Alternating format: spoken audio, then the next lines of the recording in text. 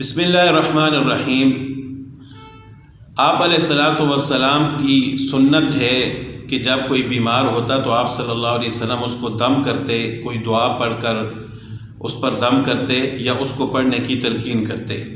تو ہمارے لیے بھی آپ صلی اللہ علیہ وسلم نے ایک ذخیرہ چھوڑا ہوا ہے مسنون دعاؤں کا کہ ہمیں بھی جب کوئی تکلیف ہو تو ہم بھی اپنے اوپر پڑھ کر دم کریں یا کسی اور کے اوپر پڑھ کر دم کریں۔ لیکن یہ سلسلہ آج کے دور میں ایک دوسرا رخ اختیار کر چکا ہے، یعنی لوگ اس کو ایک کاروبار بنا چکے ہیں اور دم کرنے کے بہانے لوگوں کو اپنا مرید کیا بلکہ اپنا بندہ بنا دیتے ہیں، نعوذ باللہ۔ یعنی ایسی حرکتیں کرتے ہیں کہ جو گویا کہ وہ ظاہر کر رہے ہیں کہ وہی خدا ہیں اور وہی سب کچھ کرنے والے ہیں، اور دم کرتے ہیں تو کبھی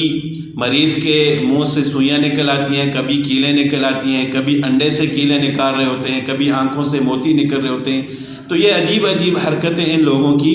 حالانکہ یہ تو رسول اللہ صلی اللہ علیہ وسلم کی سنت ہے اور آپ صلی اللہ علیہ وسلم کی بے شمار مسنون دعائیں ہیں، تو ہم خود بھی پڑھ سکتے ہیں، کسی دوسرے سے بھی دم کروا سکتے ہیں۔ تو اسی طرح ایک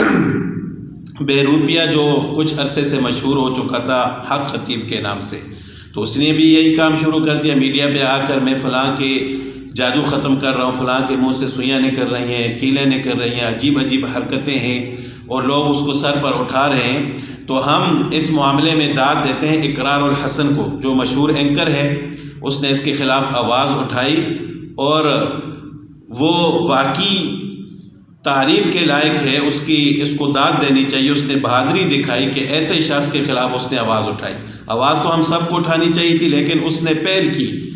کہ لوگوں کو گمراہی سے بچایا۔ یہ صرف اور صرف لوگوں کی جہالت ہے اور کچھ بھی نہیں ہے۔ یہی لوگ آپ صلی اللہ علیہ وسلم کی دعاؤں کو یاد